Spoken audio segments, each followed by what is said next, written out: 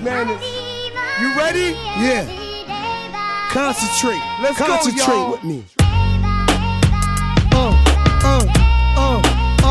What you say? We do this day by day. Yeah. We live like this cause we got it, y'all. Every day I pray. Yeah. How you doing? I'm doing good. Thanks for joining us this evening. I know we tried quite a while to try and get this sorted out, but definitely glad that you were able to make it today. Yes, thanks for having me. Thanks. One of the things, we've got an international audience who tune in to watch, and we always like to start with the very beginning as to like where you were born and raised. Okay, I was born and raised I was born in New Brunswick, New Jersey, raised in Plainfield, New Jersey. My mother is American and my father is Bermudian, so I'm half British. And that's that. Okay. You know, there's a number of people, most of Black Street and there was a Big Bob and the rest of it, they're all from New Jersey. It seems as if that state had quite a lot of talent. Yeah, Jersey definitely had a lot of talent. Queen Latifah, Lauryn Hill. I mean, it's a big roster of talent that came out of Jersey. So growing up then, what were you, how did you get into music? Growing up, I would say my introduction to music was through my mom, my family, through church. My mother grew up in church. She sung background for Aretha Franklin. Her and her sisters had a group. And so I grew up singing in a choir, and I was always shy about singing. So it was nothing like I was just so boisterous and confident about, but it was just something that, I secretly could do.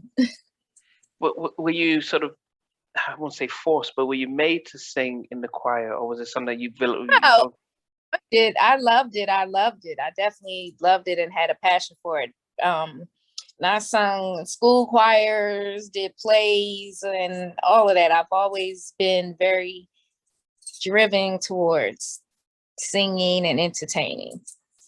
At that young age, did you have any people that you were inspired by just that was singing in those early days? Yeah, a lot of people. One, my mom, the people I grew up in church, actually, Miss Middleton was my middle school chorus teacher. And she used to always say, just let it out. Don't be shy. Just sing. And, Michael Jackson, Pat Benatar, Whitney Houston, Gladys Knight, Nina Simone, your usuals. But it was definitely something that I was surrounded by at home. Did you ever meet Aretha Franklin? No, I've never met her. No. Okay, but was your mom still singing background with her? Well, no. It was when she was younger. Aretha, okay. I think this is when she first being discovered and singing in church and stuff like that. Okay. Okay. Yeah. Mm-hmm. So, but then did you ever think back in those early days that, you actually want to sing professional, or was it just, like a hobby like most of us do? It definitely was like a hobby. I never, and I say this a lot, I didn't sit back and was just like, oh, I want to be a singer. I want to be this big old star. It was just something that I kind of, I did enjoy, but I was very shy when it came to like performing and singing live in front of people. Then what changed? Met Keisha. Keisha and I went to high school together, and after high school, we became really close friends, and we were hanging out, riding around, singing in the car. And she was like, I didn't know you sing. And she always aspired to sing and get in the business and wanting to start a group. So she was like, let's start a group. So I was like, all right. So kind of motivated and pushed me to the forefront. I still was kind of like, still shy, but, I made that move. And that's how I began singing professionally. But in high school, before that, what was your thoughts as what you do after high school? My thoughts as what I would do after high school, honestly, was get a job, help my mom, pay bills because I watch her struggle a lot. So, my thought towards my future in high school was just like, no matter what I do, I was going to put my all to it and be successful. Whether, no matter what it was, I couldn't at that time, I really didn't have my mind wrapped around what that was. But, I got out of school, got a job. And like I said, Keisha and I hanging out with each other, becoming friends. I got the opportunity to be a part of this amazing legacy. So that's how it kind of happened. Yeah, but I do wonder when somebody just says let's form a group. There has to be that sense of you can't. So I don't know if it's possible to just do it half-heartedly or think if we're going to do it, we're going to have to do professional and really. The passion was there, and I definitely put in the work, but it's not something I saw myself doing. I believe that was the question. Like, what did I see? Was that something that I saw myself doing? And honestly, no. All I was thinking about at that time was I need to get a job because I need to be able to help provide for myself. So I really didn't award myself that space to kind of like dream like that. But I did love singing, like I really loved singing. I still love singing. I still have a passion, but as far as was the music business my target at that time, no. Not until I met Keisha and we formed a group, and I was all in, 10 toes down. But so you meet Keisha, you form the group. When did you really think that, wow, this is actually going to really happen? Is it when you decide to get a manager, or when did you think, wow, this actually could really work? After we met Pam from a mutual producer. She was a solo artist, and we were trying for a while to get a third member, and it just really wasn't clicking. So Keisha and I at that point had decided, it would just be her and I. The producer was just like, I know a girl that might be a perfect fit. So we met Pam, and that's how the three of us became together. Again, like I said, it got to the point that the passion was definitely there. Keisha and I are out hanging out. When we used to hang out at this skating ring in Bergenfield called The Ring. That was kind of like the spot to go to. And we met these guys. They were rappers. It was Dre and Sundu, I believe that was his name. And we started going in the studio with them, and they took us to meet Kathy Dukes, which was Puffy's godson's mother. Okay. And she wanted to manage us. So we agreed with her managing us. She took us to Puffy, and he was in the studio working with Jodeci. At that moment, I was like, okay. This is good to happen. We definitely was putting in the work. We definitely, did the work to get there, and we grind, and we made sure we were networking with people. We were on the scene where all this stuff was happening at. The one thing that most of us who loved the 90s is that we had lots of groups. I interviewed Cassandra Lucas from Changing Faces, so they were just they were a duo. But she met Sharice when they were in college, so they sort of came together. I wonder how it was where you and Keisha are really good friends, and then you've got sort of Pam coming along, who was a little bit younger as well, and probably had a different style. The dynamics of the group in those early days, since the two of you have always been, doing things together, how did you guys have to make compromise, or how was those early moments before you met your manager? It was definitely a compromise. Pam, she, like you said, she was younger when we met her. She was still in high school. So, a lot of the going out and hanging out and meeting people definitely was something that Keisha and I were out doing. But, you know, by that time we were like, you know, we're going to make this happen. We're a group. We were in the studio, we were recording stuff, and we were doing it for the cause. So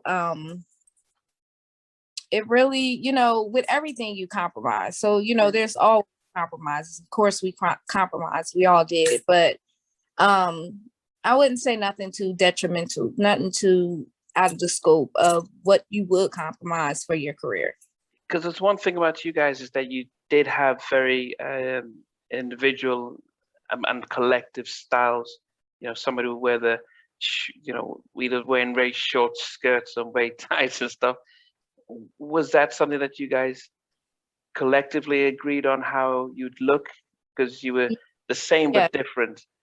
Yes, definitely. I mean, like, you know, our bio says total three distinct individuals that can hold their own. And I mean, that's how we always presented ourselves. And that's, you know, and they really just enhanced that. Like, you know, they tapped into who we really were. They never really tried to change any of us and be like, oh, this is you, this is you, this is you. You know, what you see was who we really were as far as like our personalities and stuff like that. Yeah. And when it came to the actual sort of recording process, I think, and I've spoken to other groups, and with Total, you guys shared vocals, which was really good because it's not going to be a Diana Ross and Supremes kind of thing. Right. What was it like in there? Did you, because if you got signed kind of quickly, did you guys have time to do talent shows and you were singing and the three of you were sharing, or did it just come so quick that when it came, they just used certain, okay, you know, Keisha, you're going to be on this, Pam, you're going to be on this, Kima, you're going to be on this, or how was it in those early days for that first album? I would say for the first, back then, you know, like everything is about a sound, you know what I'm saying? And, you know, rightfully so, Pam had a very distinct sound. You know, when you hear Pam, and all of us had a very distinct sound, but it blended, you know, when we blended, it blended well. We sound really good together, what we did. And we would do performances and stuff on our own here and there, but no, it really went from like management. Puffy said he wanted to sign us. We went right into, you know, artist development, vocal training, writing sessions, you know, parties were like a requirement.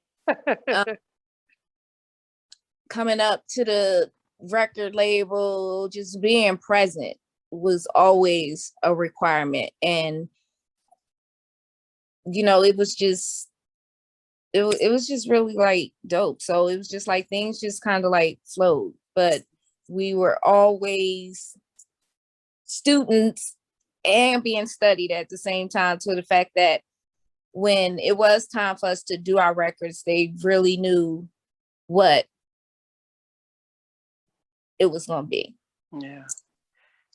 I saw a clip of you guys on Video Soul, and it was you performed Can't You See, and after your performance you get interviewed, and I wonder how it was like for you in that early days, you know, being on Video Soul, which was our big show back then, and being asked questions, because you all looked quite shy and nervous with the sunglasses on and stuff. But what was it like, you know, being on these shows and being interviewed and asked questions? Now, I know for me, it was, you know, I wouldn't say I was scared, but it was just like you would get this adrenaline. It would be going, and you don't want to say the wrong things, and you want to feel like, you know, I'm over talking Keisha, or Keisha, you're over talking me. So it was, you know, it was very nervous. It was very nerve wracking until we found our flow. You know what I'm saying? It got to the point where a question was asked, we knew who would answer it. So, yeah. When did you start to enjoy being a recording artist? I enjoyed it from day one. I feel like the earlier days, like the more grind, I enjoyed the grind more. It's just like once we got signed, things just kind of got a little like crazy, but I enjoyed the whole process, the good and the bad. You know what I'm saying? I was able to experience and still am able to experience some things that, people only dream about. So, I focus on the good, and, it was definitely something that I'm definitely ecstatic that I was able to be a part of. Thanks for watching. Please remember to subscribe to the channel, but most importantly, to press the notification bell so that you can be notified when we do have a new interview. Loads to come, but thanks a lot for watching.